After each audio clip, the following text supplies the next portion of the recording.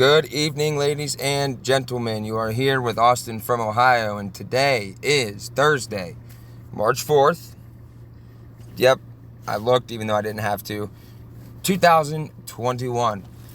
I'm getting to this a little bit late, and I apologize for that. It is currently 8:13 as I am starting this, but I had some stuff to do, and I work a lot, and I talked to my nephew on video chat. He's 2 years old. I haven't talked to him in a little bit. And my mom lives about 45 minutes away, so I can't always make it out there because my sister lives with my mom, and so my nephew lives there too. And I really wanted to talk to him, so I talked to him for about an hour or so because I was going to do this about an hour ago. But then my mom called me, and I got to talk to him for a little bit, so I was very, very happy about that because, well, every time I get to talk to him, he brightens up my world and my day. I'm very, very happy that he was brought into the world. Of course, it kind of sucks because what we're going through right now. But all in all, I was happy he was brought into the world, but also I'm torn between, things going on, and I feel bad for him and his generation and all that. But I just wanted to come on today and read a couple things and maybe go through some more freedom quotes. And I'm actually working on a really good video. It's probably going to be pretty long, and I do want to get back to the Illuminati card game because there's a lot of stuff in that. But there's a lot going on right now in our world, and we need to be mindful of certain things, of course, as always. But this first one here, House cancels Thursday session after security agencies cite risk of new violence. Already off the bat, we already know that there were no homegrown organic plans to do anything like this. This is what they do. This is their milieu, you could say. And it says FBI, DHS issue warning about March 4th as Senate committees probe the January 6th attack. This whole thing has been going on since, longer than this, but more recently since Donald Trump won the presidency. This has been a huge, massive psychological operation on the people in order to divide and conquer and to utterly just gain ground that they need in order for the reset. The Trump supporters were saying stuff like, oh, March 4th, he's going to be reinstated as president under the original Constitution, and we're going to scrap the Act of 1871 and this and that. And what sucks about the QAnon whole thing with that is QAnon is a proper disinformation agent. Tells about 60% truth, 40% lies. So QAnon was uncovering all this stuff, with the quote, we'll call it pizza parties and all of that. Yes, all of that is absolutely true. And what is going on here? Oh, I'm an idiot. Sorry, guys, just dropped my cigarette in my car. And I'm pretty sure I just burnt my seat. Let's see here. Not really. Not too bad. Not too bad. What was I saying? Oh, I was saying something about QAnon being a disinformation agent. So what happens is that when the lies get exposed, it makes the truth also seem like a lie. So in talking about this Act of 1871 and all of this stuff, which we know that turned the United States into a corporation and it established D.C. as its own sovereign city-state. And all of our problems really started accelerating after that. Well, so what happens is they were blasting all over the news that, QAnon supporters were misinterpreting this, and Ulysses S. Grant was the last legitimate president, and the Act of 1871 doesn't make the United States a corporation. These people are crazy, and we all get lumped in because that was the point of QAnon, was to lump us all in. It was a psychological operation that they launched as early as 2014, before the Trump stuff, in order to decimate the truth community. Because if anybody remembers back then, we had a lot of people waking up, and it was really starting to scare them.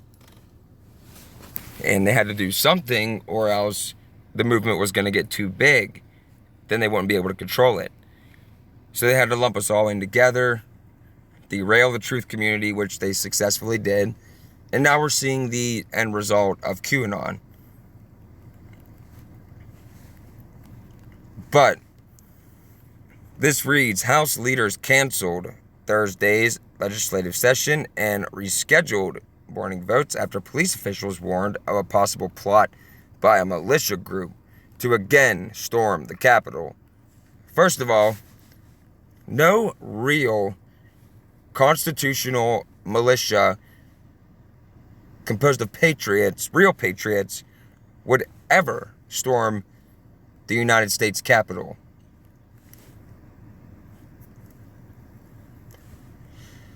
January 6th was a false flag attack in order to demonize real Americans like us, like the people that watch this video and those of us within the truth community. Because now, I was talking to a guy a couple weeks ago, just small talk in a store. I was waiting behind him in line. We were talking about, the mask, talking about this and that. So I started talking about, I've tested the water a little bit, feel it out. So I bring up the reset, all this stuff. And he's like, oh, you're one of those QAnon guys, aren't you? You probably agree that Trump should have been in there. And I'm like, you're just missing the entire point. Trump doesn't matter. He's in on it. Hegelian dialectic, both sides are of the same bird. Left wing, right wing, same bird. People get so involved in their particular side, and they get so involved in their wing, they're paying attention to the wings flapping, and they're not paying attention to the direction of the bird, which ever so, well, not lightly, ever so greatly marching toward the New World Order, which we are now in. Unfortunately, I never thought I'd live to see it, but we are in the beginning stages, and pretty soon they're going to pull the plug, and we're really going to be in it after all the manufactured chaos and controlled collapse. Office of House Majority Leader Steny Hoyer said late Wednesday that all votes set for later this week would be wrapped up by the evening. Capitol Police said they have obtained intelligence that shows a possible plot to breach the Capitol by an identified militia group on Thursday. Okay, well, if they have this intel, why wouldn't they just go after them? If something did happen today, which it did not, thankfully, but if something did happen today, and it was an organic thing they were talking about, they only have themselves to blame. But no, they're trying to turn the minds and the attitudes and the beliefs of the people against us, their fellow man, against the Constitution. And sad to say, the Trump supporters and people like that are helping them. Yes, they are, by acting like total morons. And if you're a Trump supporter, I'm sorry, but you need to get out of that now. Now. It's not about the left or the right. They're both a part of the same system. It's all about world government. It's all it's ever been about. Ever. We went through that 100 times at least on this channel. How far it's been going, how long it's been going on. And if you haven't watched, go watch the history of the New World Order videos that I did. And you'll see exactly how long this has been going on. And as far back as I went on that is not even close to being a quarter of the way to how long it's really been going on. It's actually been going on since the first lie was ever told, which was what the serpent told Eve in the garden, that you will be as God. But the Senate planned to convene at noon, blah, blah, blah. And then they canceled because they were afraid. And here we go. FBI and Homeland Security issued joint intelligence bulletin highlighting the belief among some members of the conspiracy theory group, QAnon, that former President Donald Trump will be inaugurated March 4th or will return to power on May 20th with the help of U.S. military. Excuse me. And then it says the Wall Street Journal says domestic violent extremists remain inspired by election fraud and other conspiracy theories associated with the presidential transition. This is how they do it. This is how they lump us all in this group. According to them, we're all domestic violent extremists, Trump supporting, tinfoil hat wearing, conspiracy nut jobs. We know the truth, and God knows the truth, and people that aren't victims of mind control know the truth. But this is how they conquer nations. And it's working very, very well in our society today. And what I wanted to say here also is that they're calling QAnon a conspiracy theory group. Originally, I thought QAnon was supposed to be a bunch of high-level military officers who were working in close proximity with Trump to drain the swamp, and then it turned into some guy that we don't know. And now I don't even know what it is now, honestly, because it's just so ridiculous. I haven't even been paying attention to it. And they tag my videos with QAnon, and I really dislike that. But a lot of Trump supporters are saying that, oh, the military's still in D.C. because they're going to arrest all the Democrats and stuff. And no, I've been saying this since they had the troops on the street over the summer, and actually on record on my Facebook page before that. They're normalizing to the public military operating on U.S. soil. So in the future, when we see it in other places, people are going to be like, oh, they're probably here to take out some domestic extremists associated with QAnon. When the reality is, they've been trying to normalize troops on soil, and they've been trying to roll out this needle, we'll say, program. Because eventually the military will be used and will distribute vaccinations. And I said it. I'm not even going to censor myself anymore because it's really just not worth it to me, and it makes me incredibly mad. And I don't care if they take my videos down. If they do, that just shows that I'm onto something. So from here on out, I will not censor myself. We don't have to go through this anymore. We could just see, like, people are going to say, oh, look, they were even scared. No, they weren't. They weren't.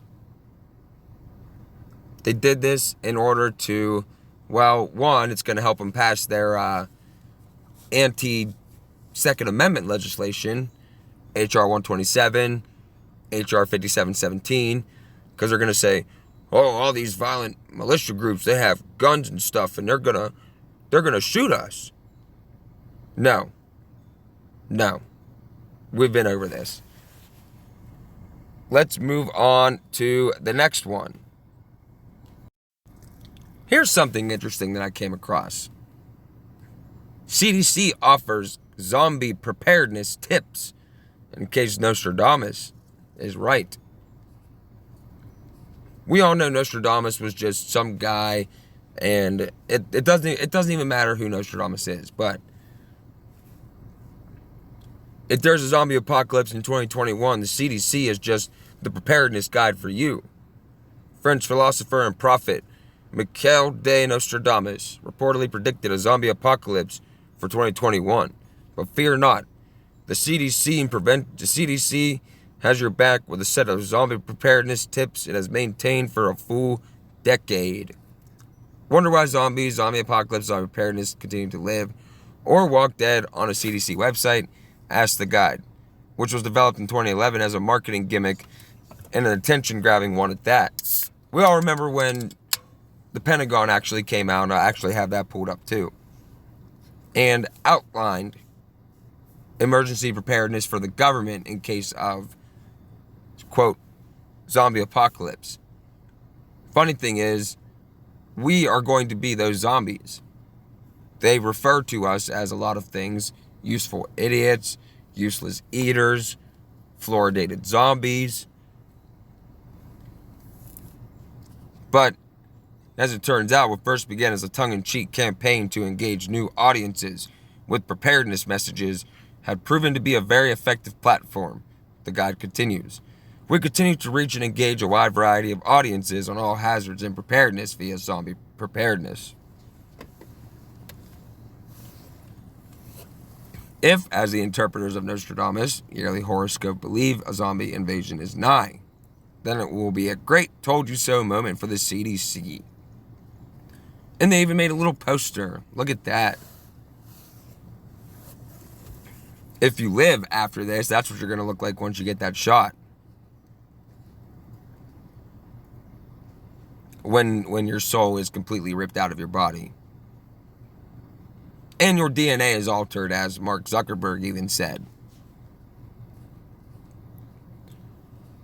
And they're laughing about this, and they're saying like, oh, it's just a joke, and this and that. Like, what they're really telling us is they're paying mind to a potential catastrophic event. Doesn't necessarily have to be zombies. And a zombie apocalypse could be defined as anything, actually, as long as it has to do with all of us.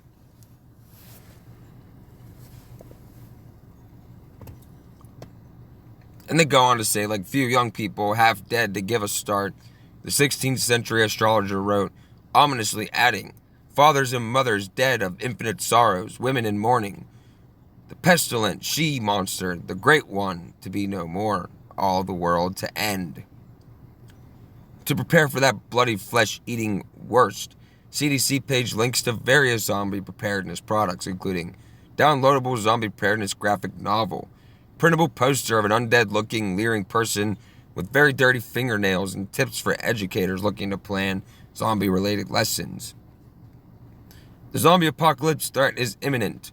The mayor's staff has been compromised. It's up to you to write the speech for the mayor, advising community what actions to take. What do you tell the community to do? What they're also doing here is they're coming out and they're making fun of this, and they're getting everybody to think like, oh, I'm so excited for the zombie apocalypse, man. It's going to be like Walking Dead. It's going to be every man for himself. And people are actually looking forward to some catastrophic event. I hear people at work all the time say stuff like that. That they can't wait till it's every man for himself and this and that. Like, you are a moron. I am very sorry to say that. And I don't want to say that. It's not going to be fun what we're going to have to go through. It's not going to be fun at all.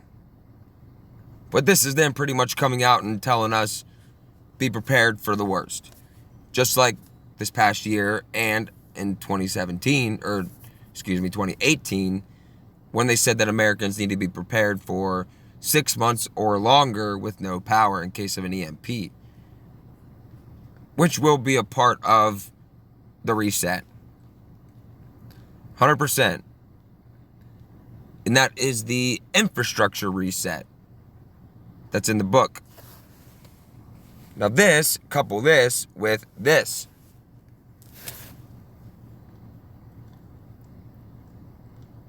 The Pentagon created a plan to defend the U.S. against a zombie apocalypse.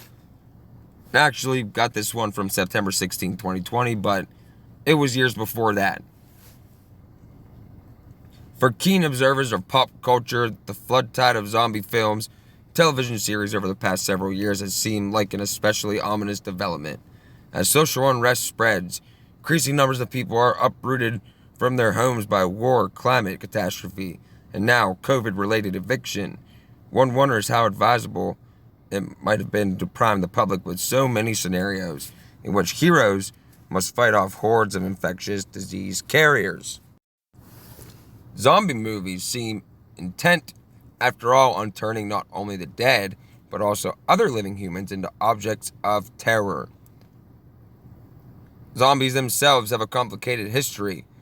Like many, listen to this one, New World monsters, their origins are tied to slavery and colonialism.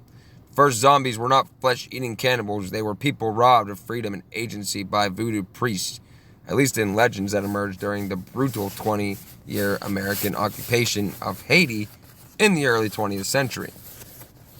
The first feature-length Hollywood zombie film, 1932's White Zombie, was based on occultist and explorer William Seabrook's 1929 book, The Magic Island, and starred Bela Lugosi as Haitian voodoo master named Murder, who enslaves the heroine and turns her into an instrument of this will. Blah, blah, blah. The genre's history may go some way toward explaining why the U.S. government has an official zombie preparedness plan called CONOP 8888. To me, that acronym right there, even though it means something different, it reminds me of con operation. Like the whole thing's a con. The document was written in April 2011 by junior military officers of the U.S. Strategic Command as training exercise to formulate non-specific invasion contingency plan.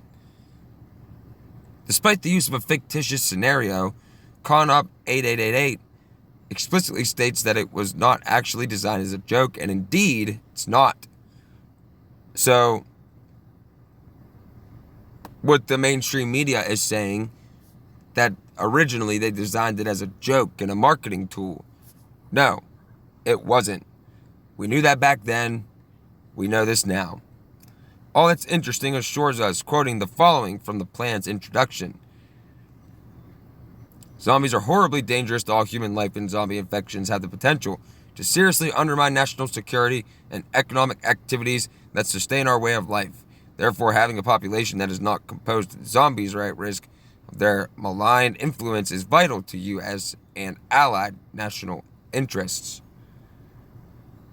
Substitute zombies with any outgroup, and the verbiage sounds alarmingly like the rhetoric of state terror. The plan, as you might expect, details a martial law scenario, noting that U.S. and international law regulate military operations only insofar as human and animal life are concerned. There are almost no restrictions on hostile actions against pathogenic life forms, organic robotic entities, or traditional zombies, whatever that means. And so, first, let's talk about that. Substitute the word zombies with any group. Let's say conspiracy theorists, what they label us, even though we're not theorizing on any conspiracies, we're exposing actual conspiracies. Anyway, let's read it like that. Conspiracy theorists are horribly dangerous to all human life, and I'm reading it regular. And conspiracy theorists have the potential to seriously undermine national security and economic activities that sustain our way of life. Therefore, having a population that is not composed of conspiracy theorists or at risk from their malign influence is vital to U.S. and allied national interests. So yeah. But this all seems deadly serious until we get to the reports, subsections, which detail scenarios such as evil magic zombies, space zombies, vegetarian zombies, chicken zombies. In fact, the only proven class of zombie that actually exists. It's fascinating to see a military document absorb the many comic permutations of the genre, from George Romero's subversive satires to Pride and Prejudice and zombies. No matter how funny zombies are, however, the genre seems to require horrific violence, gore, and siege-like survivalism as key thematic elements. And this is the poster they showed on the CDC when they said it was a joke. It's not a joke. But this guy, Daniel Drezner, author of Theories of International Politics and Zombies, he read the Pentagon zombie plan closely, discovered some serious problems, not only with the zombie classification system. While the plan assumes the necessity of barricaded counter-zombie operations, it admits that U.S. Strategic Command do not currently hold enough contingency stores, food, water to support such operations for even 30 days. That's where preparedness comes in. And it's not even 30 days. If everything went down right now, the power gets cut, all of that, the economy collapse, what's in your local store right now will be gone in less than 3 days.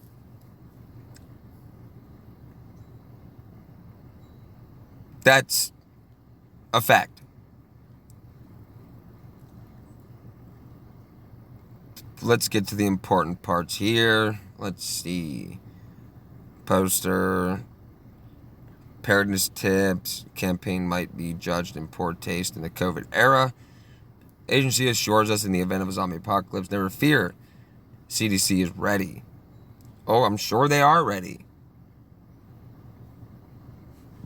Ready to roll out the magical cure. You guys remember those commercials? They were only on for like maybe 2 or 3 years. They were on MTV. And it would show like certain scenarios, like people be sitting in the house and they'll get raided and they'll take them, put them on a train or something. And it would say like the Holocaust happened to people like us. Actually, you know what? No, I'm gonna show you guys that. So go back to the top here and we'll go to that video right now. Okay, so here we are at one of those videos I was just telling you about. And you might not remember these commercials because they were only on for a short amount of time. But we will go ahead and we will actually watch this one. And tell me what you guys think.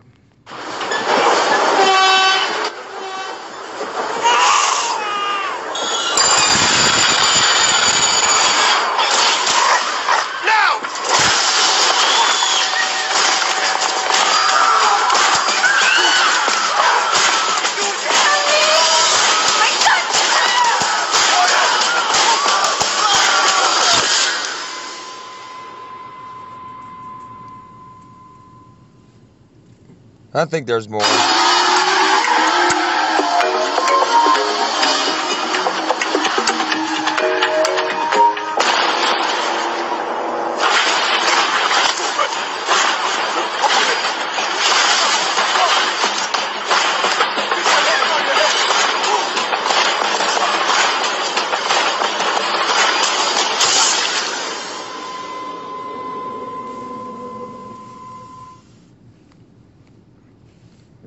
There's more than that, but those are just 2 of them. Those were out in like 2010, and I think they quit around 2011, 2012. They didn't run it for very long, but I remember how odd I felt when that was on, and I was like, does nobody else see that they're just telling you like, hey, the Holocaust happened to people like us, except yeah, like us, but not like them, because they are going to be the ones doing the exterminations. So, if you've never seen those commercials before, you just have. And they're very, very terrifying, to say the least, because it's just so random. And then they show actual photos from the era of Nazi Germany, and they recreated it and all of this. And they showed you scenarios of what could happen. And all it shows is a bunch of goons raiding you and taking you away to a FEMA camp. That's what would happen. And you really don't want to go to a FEMA camp. But I just thought those commercials were very, very, very weird whenever they were on. It's crazy to even think about that they would even have something like that on TV, and nobody ever talked about it. People just thought it was just a regular commercial, and MTV's out here doing this.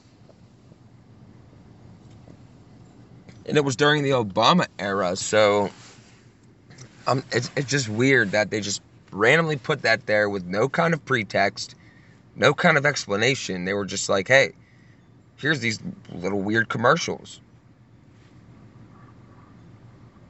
To me, that would be them just saying, like, hey, a Holocaust happened to people like you, and we're planning it in this country and in the world, and you ain't gonna do nothing about it, basically. And I'm sure if you would go to think.mtv, whatever it said there, I'm sure it would just tell you to go to like a reliable source for information. But a reliable source to them is their friends and colleagues and people in the club. When real reliable sources are people on the ground that don't have an agenda except to expose what they're doing. Let's see what else I have here. Okay, went through that. Okay. Let's read this one. The Great Reset will dramatically expand the surveillance state via real-time tracking. Ron Paul. Great Reset, digital identity, and the Internet of Bodies. Humans as a commodity, citizens as inventory, people as products. Perspective. Then it shows the all-seeing eye of Big Brother, watching everybody, collecting all your information. It's part of the Fourth Industrial Revolution, which is part of the reset. But let's continue reading. And it doesn't matter what you think about Ron Paul. I mean, personally, he's probably somehow in the club. But then again, a part of me wants to believe that he's not. But he's somehow controlled opposition. I do know that for a fact. But take what you need and nothing more. Just like when you take things from the earth, take what you need and nothing more. But this all happens to be true. Ron Paul denounces the World Economic Forum's Great Reset agenda, stating the reset will dramatically expand the surveillance state via real-time tracking. There's a picture of him. I actually respect Ron Paul. I'm actually not sure if he's in the club. I tried to look into it before. Couldn't find anything that told me that he was, but I haven't looked for a long time. So if you have information on that, please enlighten me to that. I always encourage people to correct me if I'm wrong. Send me things that I can look at and maybe put it in my video. This Great Reset is about expanding government power and suppressing liberty worldwide. True. And that was Ron Paul. Very true. As COVID-19 vaccination and immunity passports are gaining traction among governments, airlines, and entertainment venues, advocates of the Great Reset agenda want to use these digital surveillance devices as tools for monitoring every aspect of society. On Monday, January 4th, 2021, former Congressman Ron Paul denounced the Great Reset on his weekly column, stating that, and we read that up there, Great Reset is about expanding government power and suppressing liberty worldwide. The Great Reset will dramatically expand the surveillance state via real-time tracking. It will also mandate that people receive digital certificates in order to travel, and even technology implanted in their bodies to monitor them. He also added, and we would watch this, but I'm just going to read through. And this is a super long article, so I'm not going to read the whole thing, except in the next video. I probably will. Ron Paul said the Great Reset violates our God-given rights to life, liberty, and pursuit of happiness. In his blog post, he alluded to the WEF's globalist agenda to peg every person to a digital identity that, beyond storing health passports, monitors all social interactions, online behavior, financial records, to name a few. Yes. Guys, remember when this whole thing first popped off and the first thing Bill Gates starts talking about, he goes, well, eventually we'll have to have our certificates, digital certificates that can identify who's been a recovered person, who's a vaccinated person, because you don't want people going to the stadium. Oh, I can't stand him. I can't stand him. Man. But they had the passports planned long before this. It's also part of the reset. And yes, when we read those patents on here, you yourself will be connected to the international infrastructure AI system. First time in history they could ever do something like that, so they're going to do it. And I hope you're ready to stand and deny it. So, and people try to tell me there's no evidence, and I'm like, hey, what about this book, COVID-19, The Great Reset? Oh, somebody could have just wrote that to make money or something. Can't be that naive. You can't. The system of tracking and monitoring could be used to silence those expressing dangerous, quote, political views such that the Great Reset violates our God-given rights to life, liberty, and pursuit of happiness. Well, of course they'll use it to suppress political enemies. That's what governments have always done. Always. And ID 2020, you guys remember that too. Before this thing even kicked off last year, we were talking about ID 2020, Event 201, all that stuff. People still deny it even though you can show them the proof. Digital identity in the internet of bodies, humans as commodities, citizens as inventory, people as products. The overall goal of the WEF's so-called Great Reset agenda has always been to reshape the global economy and revamp every aspect of society, with or without COVID. Trust becomes a major concern when you realize that the idea of tracing every human being on the planet was already championed by WEF founder Klaus Schwab years before COVID-19 arrived on the scene. Yeah, he was talking about that back in like 2013, 2014. But it's not just the World Economic Forum. This is the entire NWO apparatus. So if you replace World Economic Forum with NWO, that would be a better way to read this article. Another concern is whether to believe that the lockdowns, the limited mobility, the destruction of small business, crashing of the economy, the home evictions, largest transfer of wealth in the history of the world, are all necessary to stop a, quote, invisible enemy. Who said that? Invisible enemy every 5 seconds when he was on TV. Exactly.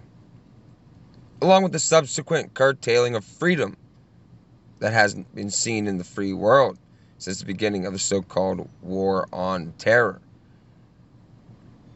This digital identity determines that products, services, and information we can access, or conversely, what is closed off to us. WEF report. According to Schwab, the post-COVID fourth industrial revolution will lead to a fusion of our physical, digital, and biological identities. What do people think when they read this stuff, if they read it? What else could biological identity mean if not you yourself? In his books, COVID-19, The Great Reset, Fourth Industrial Revolution, Schwab envisioned a future of tracking and tracing every individual through digital identities connected to the Internet of Bodies ecosystem. For example, in the Fourth Industrial Revolution, he noted, any package, pallet, or container can now be equipped with a sensor, transmitter, or radio frequency identification tag that allows a company to track where it moves through the supply chain, how it's performing, how it's being used, and so on. In the near future, similar monitoring systems will also be applied to the movement and tracking of people. Oh yeah. Yep. The unelected elites are optimistic about the IOB, where human beings are connected to the internet via sensors, smart tattoos, RFID chips, health monitoring nanotech, and other digital devices that know when you sleep, when you defecate, or when you're feeling emotional. Yep, all this is fake, guys. I'm wasting my time. I'm wasting my life away by reading all this crazy conspiracy nut stuff. Give me a break, man. And here's some examples here of the Internet of Bodies. Yeah. Same thing as WO 2020 06 06 06. Under the Great Reset, everything that we put in and on our bodies can be tracked and monitored, from keeping tabs on every ingredient in our meals to the drugs we administer, the tattoos we sport, and the clothes we wear. All will be used to digitally catalog every aspect of our existence. And if you don't do what they say, boop, dock cryptocurrency. Now you're not allowed to eat. Oh, you went outside past 8 o'clock? Boop, dock your cryptocurrency. And people have been trying to tell me, like, oh, Austin, what do you think about everything in all these states opening back up? See, you were wrong. Actually, no. Was not wrong. I said that they were going to lax the restrictions. So did everybody else. Everyone did. Richie, Carol, Tim, call for an uprising. That's Mike Decker, everybody. They're going to lax the restrictions. Then when they come back with the heavy hitter and the, quote, disease goes skyrocketing, they're going to say, oh, see what happens when we try to give you your freedom back. Now you got to give it all to us because you can't be responsible, and everybody got sick again. And most people will go, yes, sir, and salute them, because people love their servitude. I went down to the store today, a dollar store, just to get some milk, some Reese's Puffs, some coffee, whatever. And there was a lady and her daughter in there. Usually I walk in the store and I like see people, I smile at them and say, hey, how you doing? Whatever.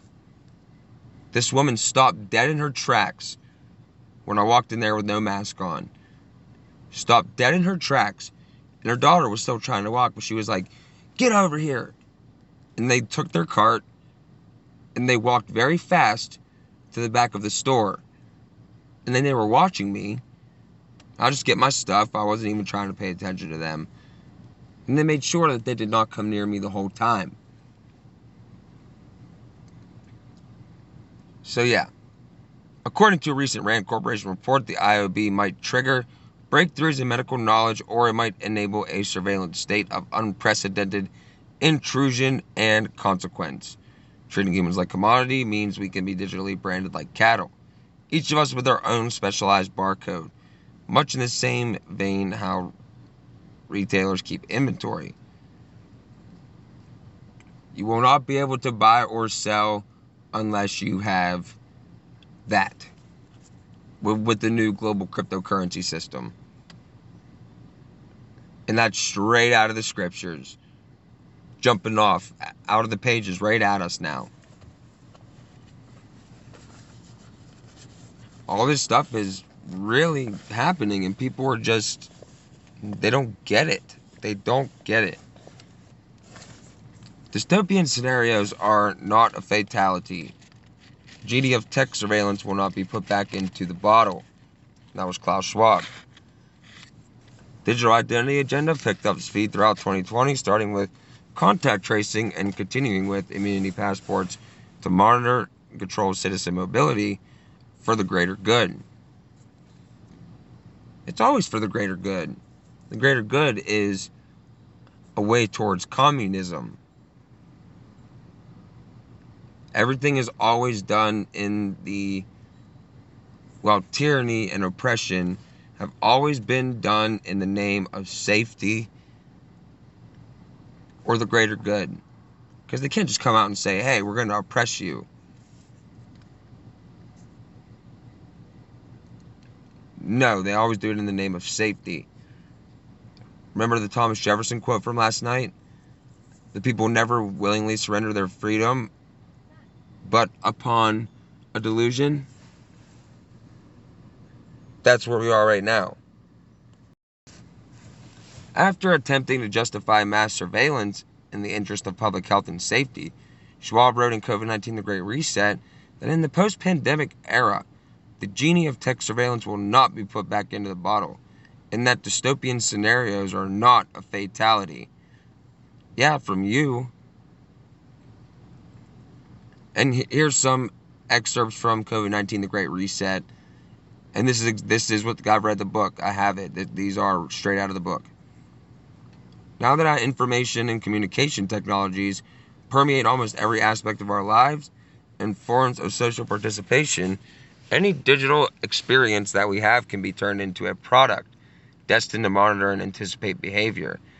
The pandemic could open an era of active health surveillance made possible by location detecting smartphones, facial recognition cameras, and other technologies that identify sources of infection and track the spread of disease in quasi-real time.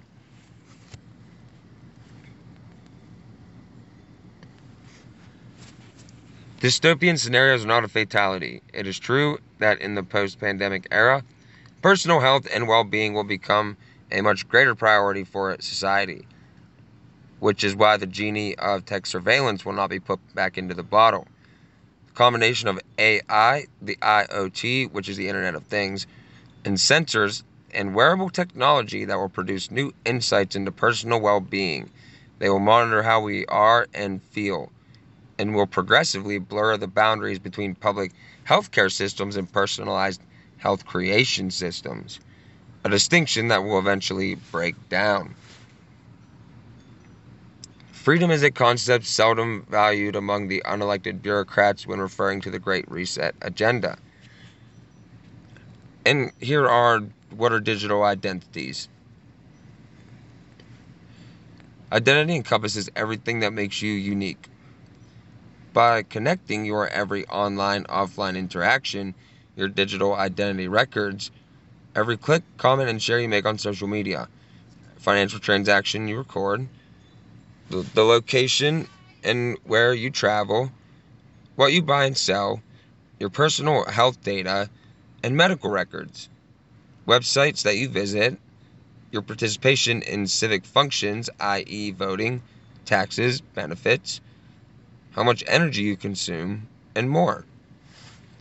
Of course it's more, because you would have to name everything that we ever have to do, and that would take up so much time. Thus, your digital identity becomes an account of your social behavior, which can also be policed. According to the WF's report from 2018, our identity is literally who we are, and as the digital technologies of the fourth industrial revolution advance, our identity is increasingly digital. This digital identity determines what products, services, and information we can access, or conversely, what is closed off to us. And here's a little image thing. You might not be able to read it. I don't even think I can read it. So, yeah, they're openly planning and executing all this stuff, and people still call it lunacy. To me, lunacy is not being able or not willing to accept actual reality, not your perceived reality. When people go and look for things, and I'm guilty of it too sometimes, of course, I'm a human being, I'm only a man. People go and look for what they already believe to be true. So anything that contradicts what they're saying, they won't even look into it. But in order to get to the truth, you have to read opposing viewpoints, and you have to read things that might debunk your belief. Why would anybody want to remain ignorant is beyond me. I freak out when I get when I don't study enough. That is literally my life. If I don't study what's going on enough, I start to go insane. But now I make videos and stuff now, so this is actually like hand in hand with that. So you guys are seeing the things that I'm seeing. Of course, not everything, because I have a whole lot, but contact tracing and immunity passports are just 2 drops in a digital identity bucket list of social control measures that the world's elites have been planning for years. We've known that. These measures were not initially conceived as a response to the coronavirus, and the solutions presented have always been about controlling social behavior, redistributing wealth, reappropriating land use, giving more power to corporations and government under a new form of stakeholder capitalism. You know what another funny name that is associated with giving more power to corporations and government together? What is it called when big business, corporations, and government merge? It's called fascism. The definition of fascism literally is governments and business working together to rule the people. So when you see stakeholder capitalism, you can just think fascism. Now, this new government that they're setting up for the world is it's not going to be just communist or totalitarian or socialist. It's going to be all of it. All of them combined. Well, except for constitutional republic government. Because that would insinuate that we can keep our freedom, and that's not happening. Moving on. In the grand scheme of things, immunity passports are also a continuation of broader surveillance measures under the blanket of serving the public good. Again, communism. For the greater good. Authoritarian use of digital identity. After this one, we're going to stop, and I'll pick it up next time. It's about halfway, because it's already 9, and I got to this late, and I really have to go in. I apologize for that.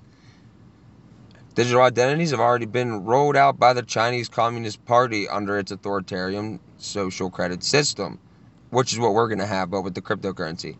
From deadbeat debtor contact tracing apps that alert citizens with a warning whenever they come within 500 meters of someone who is in debt, to the DNA phenotyping of over 1 million Uyghurs,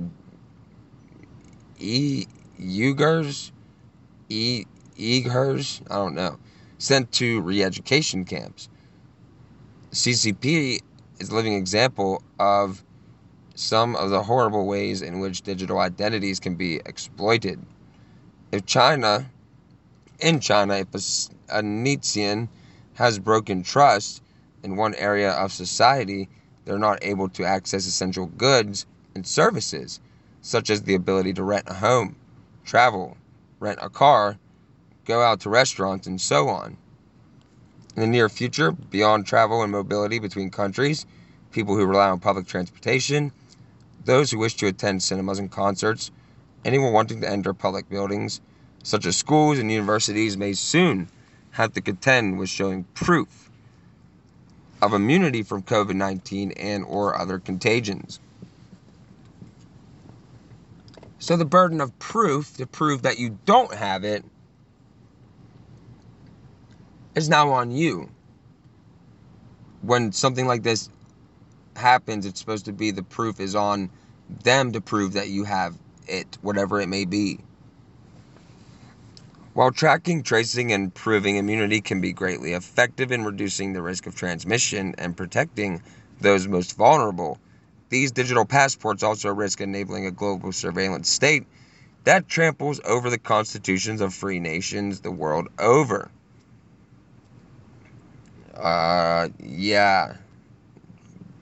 If you haven't read the book yet, COVID-19, The Great Reset by Klaus Schwab, who's the founder and executive chairman of the World Economic Forum, please order that book and read it. You want to know what they're really doing? You want to see the manifesto for world government? Buy that book. But we'll keep it right here because this is where we're going to start tomorrow, and tomorrow's Friday, so I won't have to work the next day, so I can actually put a lot of time into things, and I'll probably add some stuff from other things I've been working on as well. But this is where we will end it. So let's pray. Our Father, who art in heaven, hallowed be thy name.